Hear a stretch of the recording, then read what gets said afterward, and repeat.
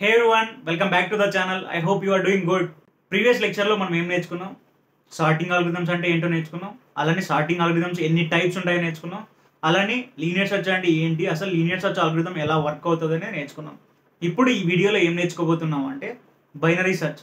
అసలు binary search అంటే ఏంటి, అసలు ఇది ఎందుకు యూజ్ అవుతుంది, అలానే బైనరీ సెర్చ్కి లీనియర్ సెర్చ్కి ఉన్న డిఫరెన్స్ ఏంటి, అసలు ఈ బైనరీ సెర్చ్ ఆల్గరిథంని ఎలా డిజైన్ చేసుకోవచ్చు అండ్ అలానే డ్రై రన్ చేసి చూద్దాం. ఫస్ట్ బైనరీ సెర్చ్ అంటే ఏంటో చూద్దాం. అసలు బైనరీ సెర్చ్ అంటే ఏంటి అంటే, సపోజ్ మన దగ్గర ఒక సార్టెడ్ డేటా అనేది ఉంది. ఆ సార్టెడ్ డేటాలో మనకు కావాల్సిన టార్గెట్ వాల్యూని కనుక్కోవడానికి ఈ బైనరీ సెర్చ్ అనేది యూజ్ అవుతుంది. సపోజ్ మన టార్గెట్ వాల్యూ ఆ డేటాలో ఉంది అనుకోండి, మన టార్గెట్ పొజిషన్ అనేది అక్కడ రిటర్న్ చేస్తాం. ఓకే, సేమ్ చూడండి, ఇదే పాయింట్ ఇక్కడ రాశాను. ఏం రాసా? It is use to find the position of a target value within a sorted array. Same మీకు చెప్పిన పాయింట్ ఇక్కడ రాశాను. ఇది బైనరీ సెర్చ్ డెఫినేషన్. నెక్స్ట్, ఈ బైనరీ సెర్చ్ అనేది ఎక్కడ యూజ్ అవుతుంది అంటే, సపోజ్ మన డేటా అనేది సార్టెడ్ గా ఉన్నప్పుడు ఈ బైనరీ సెర్చ్ అనేది యూజ్ చేస్తాం. ఓకేనా? నెక్స్ట్, అలానే ఈ బైనరీ సెర్చ్ అనేది మన దగ్గర లార్జ్ డేటా సెట్స్ ఉన్నప్పుడు ఉపయోగపడుతుంది. ఓకేనా? లార్జ్ డేటా సెట్స్ ఎందుకు అనేది మనం ఆల్గరిథం డిజైన్ చేసినప్పుడు నేర్చుకుందాం. నెక్స్ట్, ఆల్గరిథంని ఎలా డిజైన్ చేసుకోవచ్చు అనేది చూద్దాం. ఇప్పుడు ఆల్గరిథం ఎలా వర్క్ అవుతుందో చూద్దాం. ఆల్గరిథం రాసే కంటే ముందు మనం ఒకటి చెక్ చేసుకోవాలి. ఏంటి? మన అరే అనేది కంపల్సరీగా సార్ట్ అయి ఉండాలి. ఓకేనా? అది కూడా అసెండింగ్ ఆర్డర్లో సార్ట్ అయి ఉండాలి. అసెండింగ్ ఆర్డర్ అంటే తెలుసు కదా మనకి, 1 2 3 4 ఇలా ఉంటే అసెండింగ్ ఆర్డర్. ఇక్కడ ఇలా ఒక డేటా ఇచ్చింటాడు. డేటా ఇచ్చిన తర్వాత మీకు ఒక టార్గెట్ అనేది ఇస్తాడు. ఇందులో ఆ టార్గెట్ అనేది ఇచ్చిన డేటాలో ఉందా లేదా అని చెక్ చేయాలి. సపోజ్ ఉంటే మనం ఆ టార్గెట్ వాల్యూ యొక్క పొజిషన్ అనేది రిటర్న్ చేయాలి. సపోజ్ లేకుంటే మనం ఏం రిటర్న్ చేయాలి అంటే -1 అనేది రిటర్న్ చేయాలి. ఓకేనా? మన ఆల్గరిథం అనేది ఎలా వర్క్ అవుతుంది అంటే, మనకి ఇచ్చిన డేటాని 2 హాఫ్స్గా స్ప్లిట్ చేసుకొని మన ఆల్గరిథం అనేది పర్ఫామ్ అవుతుంది. చూడండి, ఇచ్చిన డేటా ఏంటి? ఒక అరే ఇచ్చాడు, 20 40 50 60 70 90 అని ఇచ్చాడు. ఇవి ఇండెక్సెస్. ఓకేనా? ఇలా ఇచ్చాడు. దీన్ని 2 హాఫ్స్గా స్ప్లిట్ చేయాలి అంటే మనకి మిడ్ పాయింట్ అనేది కావాలి. ఓకేనా? మిడ్ పాయింట్ ఎలా కనుకోవచ్చు? మనకి స్టార్టింగ్ పాయింట్ ఎండ్ పాయింట్ తెలిస్తే మనం మిడ్ అనేది ఈజీగా చెప్పగలుగుతాం. ఇక్కడ స్టార్టింగ్ పాయింట్ ఏంటి? 0. ఎండ్ పాయింట్ ఏంటి? 5. ఓకేనా? ఎండ్ పాయింట్ ఏంటి? 5. ఎలా కనుకోవచ్చు? Start plus end divided by 2 వేస్తే మిడ్ పాయింట్ అనేది వస్తుంది. ఇక్కడ మిడ్ పాయింట్ ఏంటి? స్ప్లిట్ చేయడానికి 0. స్టార్టింగ్ పాయింట్ ఎంత? మిడ్ ఈక్వల్స్ టు స్టార్ట్ ఎంత మనకు? 0 ప్లస్ ఎండ్ ఏముంది? 5 డివైడెడ్ బై 2 వేసి ఏమొస్తుంది? 5 డివైడ్ బై 2 వేసి ఏమొస్తుంది? 2 ఎందుకు? మనం ఇక్కడ ఇంటీజర్ డేటా టైప్ యూజ్ చేస్తున్నాం కాబట్టి అక్కడ 2నే రిటర్న్ చేస్తారు, 2.5 కాదు. ఓకేనా? 2 అంటే ఇక్కడ వరకు ఒక హాఫ్, ఇక్కడ నుంచి ఇక్కడికి ఒక హాఫ్, అలా స్ప్లిట్ అవుతాయి. ఎలా? 20 40 అనేది ఒక అరేలో స్ప్లిట్ అవుతాయి. ఓకేనా? నెక్స్ట్ 60 70 90 అనేది ఒక అరేలో ఉంటుంది. ఓకేనా? ఇది సపోజ్ ఇది లెఫ్ట్ అరే అనుకోండి, ఇది రైట్ అరే అనుకోండి. ఇలా మిడ్ పాయింట్ కనుక్కున్న తర్వాత మన మిడ్ ఇండెక్స్ వాల్యూ అంటే ఏంటి? మన మిడ్ ఏంటి? 2. అంటే ఈ 50 అనేది మన టార్గెట్ ఈక్వల్ ఉందా లేదా చెక్ చేసుకోవాలి. ఓకేనా? ఏంటి? మన మిడ్ ఇండెక్స్ ఎలిమెంట్ అనేది మన టార్గెట్ ఈక్వల్ ఉంటే, ఓకేనా? సపోజ్ మనం మిడ్ ఇండెక్స్ ఎలిమెంట్ అంటే ఈ 50 అనేది మన టార్గెట్ డైరెక్ట్ ఈక్వల్ అయింది అనుకోండి, అక్కడ ఏం రిటర్న్ చేస్తాం? డైరెక్ట్ గా మనం మిడ్ ని రిటర్న్ చేసుకుంటాం. ఓకేనా? మిడ్ అంటే ఏంటి? 2. ఈ 2ని అక్కడ రిటర్న్ చేసుకుంటాం. ఓకేనా? Return mid. సపోజ్ మనకు ఆ మిడ్ ఇండెక్స్ నంబర్ అనేది మన టార్గెట్ ఈక్వల్ అవ్వలేదు. అలాంటప్పుడు మనం ఏం చేస్తాం? ఇక్కడ మనకు ఒక పాయింట్ స్ట్రైక్ అవుతుంది. ఏంటి? మన అరే అనేది ఆల్రెడీ సార్ట్ అయి ఉంది, అది కూడా అసెండింగ్ ఆర్డర్లో. ఇప్పుడు మన టార్గెట్ అనేది మనం మిడ్ ఇండెక్స్ నెంబర్ కన్నా ఎక్కువ ఉందనుకోండి, అప్పుడు ఏం చేస్తాము అంటే మనం రైట్ హాఫ్ లెక్ షిఫ్ట్ అవుతాం. లేదు అంటే మనం లెఫ్ట్ హాఫ్ లెక్ వచ్చి మన టార్గెట్ ఉందా లేదా చెక్ చేసుకుంటాం. ఎందుకు అంటే చూడండి, మన టార్గెట్ వాల్యూ ఎంత? 90. మన మిడ్ ఇండెక్స్ వాల్యూ ఎంత? 50. ఇప్పుడు మనం ఏం చెక్ చేసుకుంటాం అంటే మన టార్గెట్ అనేది ఈ మిడ్ ఇండెక్స్ ఎలిమెంట్ కన్నా పెద్దగా ఉంది అనుకోండి, మనం ఈ రైట్ హాఫ్ లెక్ వచ్చి ఎదుగుతాం. ఎందుకు? ఖచ్చితంగా ఇక్కడ ఉండదు, లెఫ్ట్ హాఫ్లో ఉండదు. అది ఎందుకు? మనకు ఈ మిడ్ ఇండెక్స్ నుంచి ఈ పక్క ఉండే వాల్యూ ఆ మిడ్ ఇండెక్స్ నెంబర్ కన్నా తక్కువ ఉంటాయి అనేది మనకి క్లియర్ ఆ పాయింట్. అందుకు మనం ఏం చేస్తామంటే రైట్ ఆఫ్లోకి వెళ్ళి చెక్ చేసుకుంటాం. ఓకే, ఏంటి మన టార్గెట్ అనేది మన మిడ్ ఇండెక్స్ ఎలిమెంట్ కన్నా మిడ్ ఇండెక్స్ ఎలిమెంట్ కన్నా పెద్దదిగా ఉంటే మనం రైట్ ఆఫ్లోకి వచ్చి ఎదుర్కొంటాం. నెక్స్ట్ సేమ్ రైట్ ఆఫ్లో కూడా ఏం చేస్తామంటే దీన్ని మిడ్ పాయింట్ కనుక్కుంటాం. ఇక్కడ స్టార్టింగ్ ఇండెక్స్ ఏంటి 60కి ఎంత ఇండెక్స్ నెంబర్ 3, 70కి ఎంత 4, 90కి ఎంత 5. స్టార్టింగ్ పాయింట్ ఏమవుతుంది 3, ఎండ్ పాయింట్ ఏమవుతుంది 5. ఇక్కడ మిడ్ పాయింట్ ఏమవుతుంది మనకు mid point start plus end divide by 2 కదా. స్టార్ట్ ఎంత 3 + 5 డివైడ్ బై 2 ఏమొస్తుంది 8 డివైడ్ బై 2 అంటే 4. అప్పుడు మనకి మిడ్ ఇండెక్స్ ఏమవుతుంది 4. ఓకేనా. ఇప్పుడు ఈ మిడ్ ఇండెక్స్ నెంబర్ని మన టార్గెట్తో కంపేర్ చేసుకుంటాం. రెండు ఈక్వల్గా ఉంటే మనం ఈ 4 అనేది అక్కడ రిటర్న్ చేసుకుంటాం. లేదు అంటే మనం నెక్స్ట్ ఏం చెక్ చేస్తాం, మన టార్గెట్ వాల్యూ అనేది ఆ మిడ్ ఇండెక్స్ నెంబర్ కన్నా తక్కువ ఉందా ఎక్కువ ఉందా అనేది చెక్ చేసుకుంటాం. సపోజ్ ఎక్కువ ఉందా అనుకోండి రైట్ హాఫ్లోకి షిఫ్ట్ అవుతాం, అంటే 90 ఒకటే ఉంటుంది. మళ్ళీ ఇక్కడ స్ప్లిట్ అయింది ఉంటే ఇక్కడ లెఫ్ట్ హాఫ్లో 60 అనేది ఉంటుంది. ఇక్కడ 70 అనేది మన టార్గెట్ కన్నా తక్కువ కాబట్టి మన రైట్ హాఫ్లో ఖచ్చితంగా ఉంటుందని మనకు తెలుసు. అప్పుడు మనం ఎక్కడికి వెళ్తాం, ఇక్కడ రైట్ హాఫ్లోకి వస్తాం. ఓకేనా, రైట్ హాఫ్లోకి వచ్చిన తర్వాత ఇప్పుడు స్టార్టింగ్ పాయింట్ ఎండ్ పాయింట్ ఏమవుతాయి, ఇక్కడ స్టార్ట్ పాయింట్ 5 ఎండ్ పాయింట్ 5. ఇక్కడ మన మిడ్ ఏమవుతుంది mid equals start plus end. Start point ఇది, ఎండ్ పాయింట్ ఇది. ఓకేనా, 5 + 5 డివైడ్ బై 2 అంటే ఏమవుతుంది 10 డివైడ్ బై 2 అంటే ఏమొస్తుంది 5. ఇప్పుడు మన మిడ్ ఏమొచ్చింది 5. ఇప్పుడు ఈ మిడ్ ఇండెక్స్లో మనకు కావాల్సిన టార్గెట్ అనేది ఉంది కదా. మన టార్గెట్ అంతా 90. ఇప్పుడు మన మిడ్ ఇండెక్స్ నెంబర్కి ఆ టార్గెట్కి ఈక్వల్ అయింది. అలా ఈక్వల్ అయినప్పుడు ఏం చేస్తామంటే ఈ ఇండెక్స్ నెంబర్ అనేది మనం రిటర్న్ చేసుకుంటాం. ఇండెక్స్ నెంబర్ అంతా 5 అనేది మనకి అవుట్పుట్గా రిటర్న్ చేసుకుంటాం. ఓకేనా, ఇది ఆల్గోరిథం యొక్క మెయిన్ ఇంట్యూజన్. ఇప్పుడు సూడో కోడ్ రాద్దాం. సూడో కోడ్ ఎలా ఉంటుంది అంటే ఫస్ట్ ఏముంటుంది మనకి ఫంక్షన్ అనేది క్రియేట్ చేసుకోవాలి. ఓకేనా, ఫంక్షన్ ఏమైనా పాస్ చేస్తున్నామా పారామీటర్స్, ఇక్కడ పాస్ చేస్తున్నాం కదా, అరే పాస్ చేయాలి. అలానే మన టార్గెట్ అనేది పాస్ చేయాలి. పాస్ చేసిన తర్వాత ఫస్ట్ మనం అక్కడ ఏం అబ్జర్వ్ చేసాం, మనం మిడ్ అనేది కనుక్కోవాలి. ఎందుకు, మన ఇచ్చిన అరేని 2 హాఫ్స్గా స్ప్లిట్ చేసుకొని మన టార్గెట్ అందులో ఉందా లేదా అని చెక్ చేసుకోవడానికి. అలా కనుక్కోవాలి అంటే మనకి స్టార్ట్ పాయింట్ ఎండ్ పాయింట్ కావాలి. ఓకేనా, స్టార్ట్ పాయింట్ ఏమవుతుంది అప్పుడు start equals to 0. End point ఏమవుతుంది లాస్ట్ ఇండెక్స్ కదా. ఎండ్ అంటే లాస్ట్ ఇండెక్స్ని ఎలా కనుక్కోవచ్చు, అరే డాట్ లెంత్ -1. దీని తర్వాత నెక్స్ట్ ఏం చేసాం, మిడ్ అనేది కనుక్కున్నాం. మిడ్ ఎలా కనుక్కున్నాం, మిడ్ ఈక్వల్స్ టు ఎలా కనుక్కున్నాం start plus end divided by 2. ఓకేనా, ఇది కనుక్కుంటే మన మిడ్ అనేది మనకు అక్కడ తెలుస్తుంది. ఇక్కడ మీరు ఒకటి అబ్జర్వ్ చేయాలి. ఓకేనా, సపోజ్ మీకు ఇచ్చిన డేటా అనేది అంటే మీకు ఇచ్చిన అరే అనేది మీకు ఎన్ని ఎలిమెంట్స్ ఉన్నాయి అనేది మీకు తెలిసినప్పుడు ఈ ఫామ్లో వాడండి. సపోజ్ మీరు ఏదైనా కోడింగ్ ప్లాట్ఫామ్లో కానీ, సపోజ్ మీరు ఏదైనా ఇంటర్వ్యూ ఇస్తున్నప్పుడు కానీ, వాళ్ళు ఏదైనా ప్లాట్ఫామ్లో మిమ్మల్ని కోడ్ రాయమన్నప్పుడు మీరు మిడ్ ఫామ్లో అనేది ఏం యూజ్ చేస్తారు అంటే mid equals to start plus end minus start divided by 2. ఎందుకు అంటే ఇక్కడ మనం మిడ్ అనేది ఇంటీజర్ డేటా టైప్తో తీసుకుంటాం. ఇంటీజర్ డేటా టైప్తో తీసుకున్నప్పుడు ఇక్కడ ఇంటీజర్ అనేది స్పెసిఫిక్ కెపాసిటీ అనేది ఉంటుంది. ఆ కెపాసిటీని ఎక్సీడ్ అయినప్పుడు అంటే ఆ కెపాసిటీ కంటే దాటినప్పుడు అక్కడ ఇంటీజర్ ఓవర్ఫ్లో ఎర్రర్ అనేది ఇస్తుంది. అందుకోసం ఆ ఎర్రర్ రాకుండా ఉండడానికి ఈ ఫామ్లో యూజ్ చేయండి. ఓకేనా, దీని తర్వాత నెక్స్ట్ ఏం చేసాం, మన మిడ్ ఇండెక్స్ నెంబర్ అనేది మన టార్గెట్ ఈక్వల్గా ఉందా లేదా అని చెక్ చేసాం. అదే పాయింట్ రాసుకున్నాం కండి, if hour mid index number అరే ఆఫ్ మిడ్ అంటే మనకి ఇక్కడ మిడ్ ఇండెక్స్ నెంబర్ ఇస్తారు కదా. ఇది అరే ఆఫ్ మిడ్ అనేది ఈక్వల్స్ టు టార్గెట్ ఉంటే అక్కడ మనం ఏం రిటర్న్ చేసుకున్నాం, మన మిడ్ అనేది ఎందుకు రిటర్న్ చేసాం, టార్గెట్ అనేది ఆ మిడ్ ఇండెక్స్ దగ్గర ఉందని చెప్పేసి ఆ మిడ్ అనేది అక్కడ రిటర్న్ చేసుకున్నాం. Return mid. ఓకేనా, దీని తర్వాత నెక్స్ట్ ఏం చేసాం, మన మిడ్ ఇండెక్స్ ఎలిమెంట్ అనేది మన టార్గెట్కి ఈక్వల్ లేదు అనుకోండి, అప్పుడు మనం నెక్స్ట్ ఏం కండిషన్ చెక్ చేసాం, if target is greater than R mid index element అంటే ఏంటి, mid index element array of mid కదా ఉంటే అక్కడ ఏం చేస్తాం, మనం రైట్ హాఫ్కి షిఫ్ట్ అవుతాం. అంటే ఇది లెఫ్ట్ అరే అనుకోండి, ఇది మిడ్ అనుకోండి, ఇది ఎండ్ అనుకోండి. ఓకేనా, ఇది ఏంటి లెఫ్ట్ అరే, మిడ్, రైట్ అరే.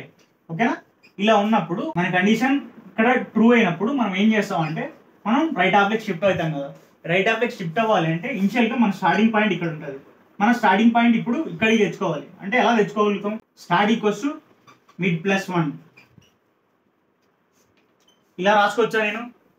డెఫినెట్గా ఇలా రాసుకోవచ్చు. ఎందుకు? మన రైట్ హాఫ్లోకి షిఫ్ట్ అవ్వడానికి. మిడ్ ప్లస్ 1 అని రాశానంటే నేను మన స్టార్టింగ్ పాయింట్ని రైట్ హాఫ్ స్టార్టింగ్ పాయింట్కి తెచ్చుకోగలుగుతాం. ఓకేనా? సపోజ్ మనకి ఈ కండిషన్ అనేది ఫెయిల్ అయితే ఇక్కడ ఏం చేస్తాం? ఎల్స్ కండిషన్ అని రాస్తాం. ఎల్స్ ఆ కండిషన్ ఫెయిల్ అయితే మనం లెఫ్ట్ హాఫ్లోకి వెళ్తాం. ఇప్పుడు లెఫ్ట్ హాఫ్లో మన సర్చ్ ఆపరేషన్ పర్ఫామ్ చేయాలి అన్నప్పుడు ఏం చేస్తాం? మన స్టార్ట్ సేమ్ ఉంటుంది కానీ ఎండ్ ఎక్కడ ఉంటుంది? ఇక్కడ ఉంటుంది.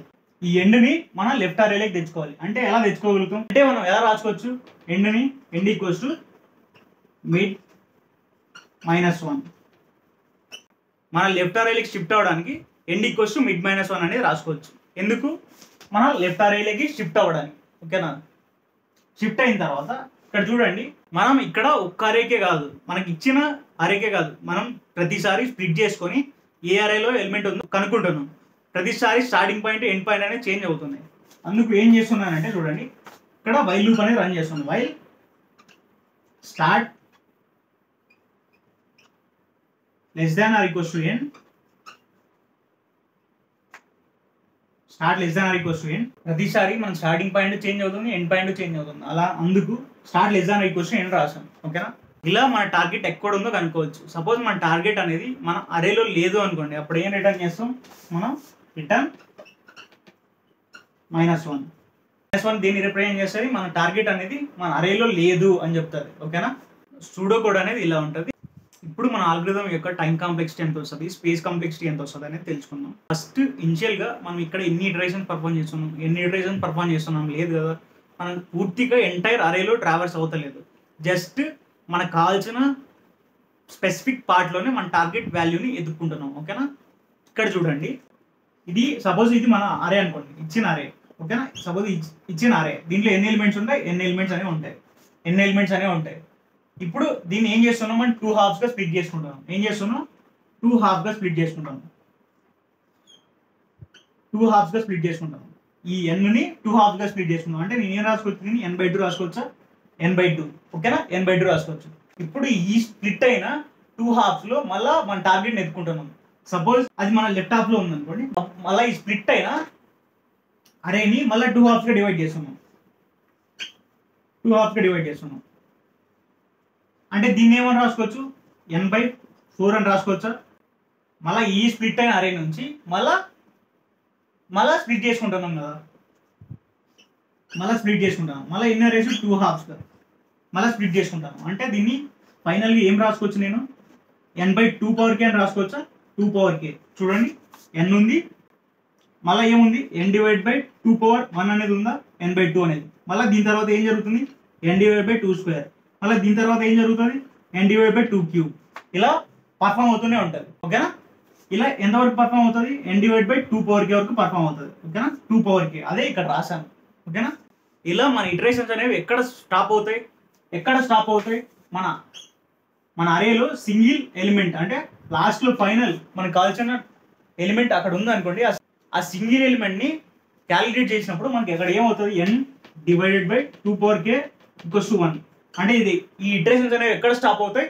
లాస్ట్ ఇటరేట్ చేసే సింగిల్ ఎలిమెంట్ దగ్గర ఇక్కడ స్టాప్ అవుతుంది. అందుకు నేను ఏం రాసుకోవచ్చు? n/2k = 1 రాసుకోవచ్చు. ఇప్పుడు దీన్ని ఎలా రాసుకోవచ్చు? n = 2k గా రాసుకోవచ్చా? n = 2k గా రాసుకోవచ్చు. ఇప్పుడు దీన్ని ఎలా రాసుకోవచ్చు? ఇలా రాసుకోవచ్చా? నేను k = log2 base n ఇలా రాసుకోవచ్చా? ఎస్, డెఫినెట్గా రాసుకోవచ్చు. ఇక్కడ ఈ పాయింట్ ఎందుకు చెప్పానంటే ఇన్నిసార్లు మన ఇటరేషన్స్ అనేవి పర్ఫామ్ చేస్తున్నాం. ఎన్నిసార్లు? log n స్టెప్స్ మనం ఇక్కడ మన ఆన్సర్ తెచ్చుకోవడానికి పర్ఫామ్ చేస్తున్నాం. అంటే ఇక్కడ మన టైం కాంప్లెక్సిటీ ఏమవుతుంది? Big O log n. ఈ 2 ఎందుకు రాయలేదు బ్రో అంటే అక్కడ లోయర్ ఆర్డర్ టర్మ్స్ అనేవి ఇక్కడ ఎలిమినేట్ అవుతాయి. ఇది time complexity. Next space complexity ఎంత వస్తుందో చూద్దాం. ఇక్కడ ఏమైనా ఇక్కడ మనం ఎక్స్ట్రా స్పేస్ అనేది యూజ్ చేసుకుంటున్నామా? ఇక్కడ ఏం ఎక్స్ట్రాగా మనం స్టోర్ చేసుకోలేదు. జస్ట్ కాన్స్టెంట్గా మన స్పేస్ అనేది వాడుతున్నాం. ఏంటి? మన స్టార్టింగ్ పాయింట్కి ఒక స్పేస్, మన స్టార్టింగ్ పాయింట్ వేరియబుల్కి ఒక స్పేస్, ఎండ్ పాయింట్కి ఒక స్పేస్, అలానే మిడ్కి ఒక స్పేస్. ఎన్ని టోటల్గా 3. 3 వేరియబుల్స్ అనేవి మెమరీలో స్టోర్ చేసుకుంటున్నాం.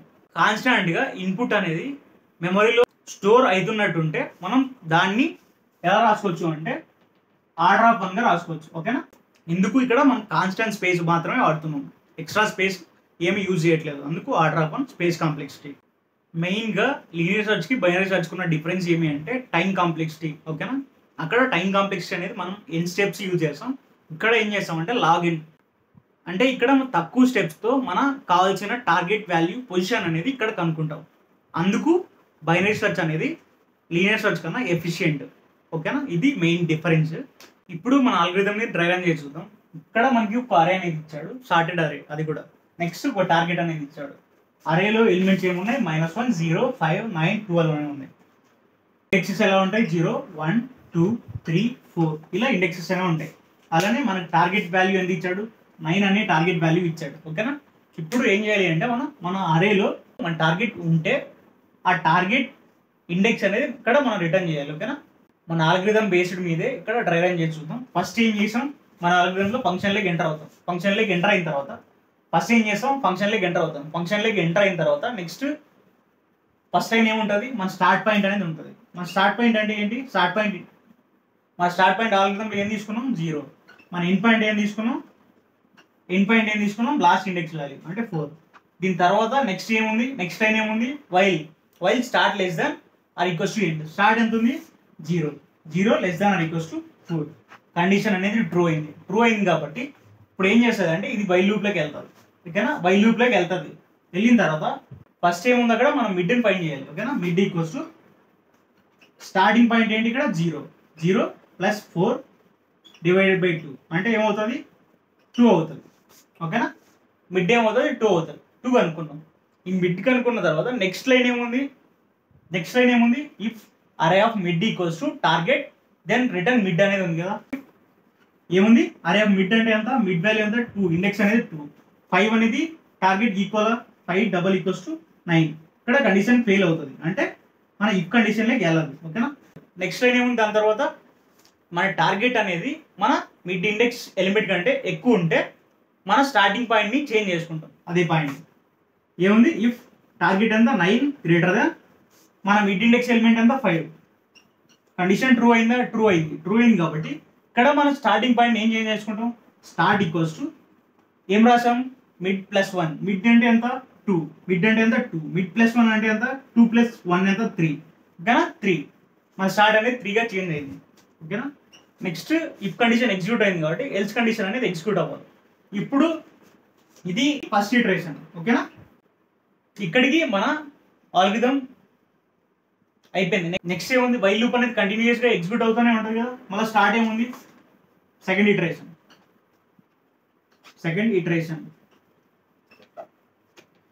నెక్స్ట్ స్టార్ట్ ఏముంది? 3 less than or equals to మన ఎండ్ ఎంత?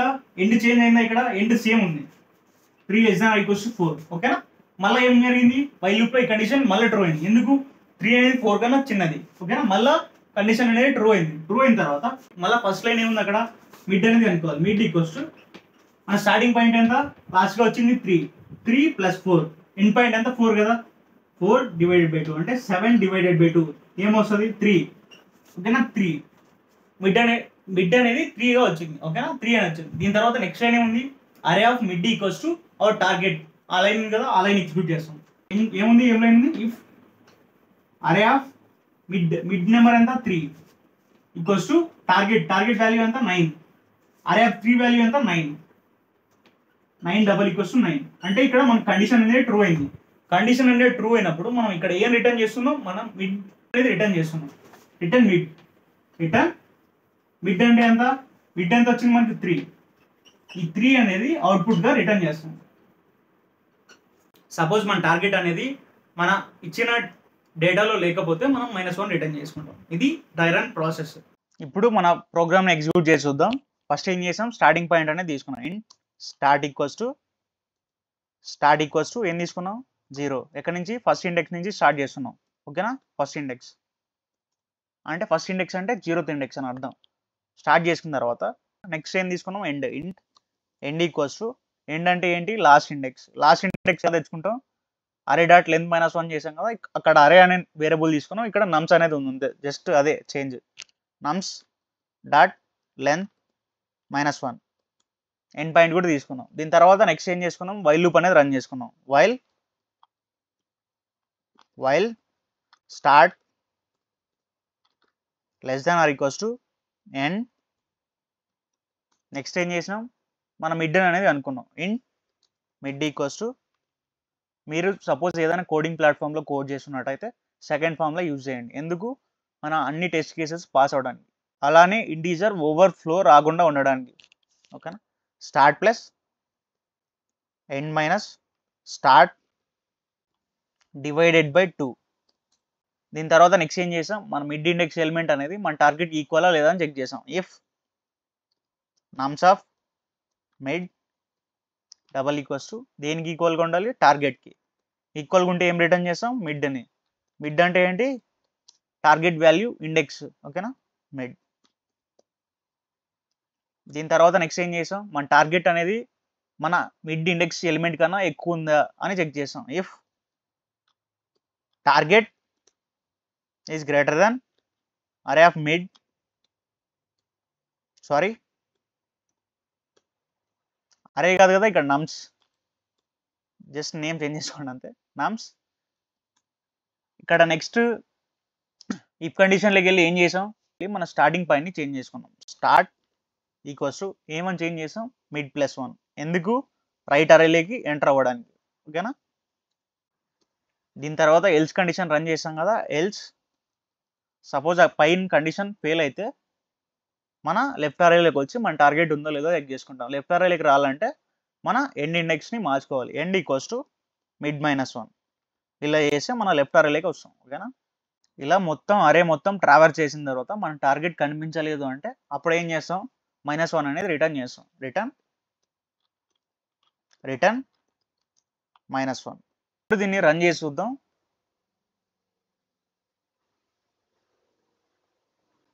చూడండి, మన సొల్యూషన్ అనేది యాక్సెప్ట్ అయింది. ఇప్పుడు మన కోడ్ని సబ్మిట్ చేద్దాం.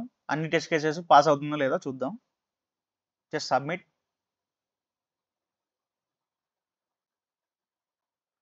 చూడండి, అన్ని టెస్ట్ కేసెస్ పాస్ అయింది, అలానే యాక్సెప్ట్ అయింది. ఓకేనా, ఇది ఎగ్జిక్యూషన్ ప్రాసెస్.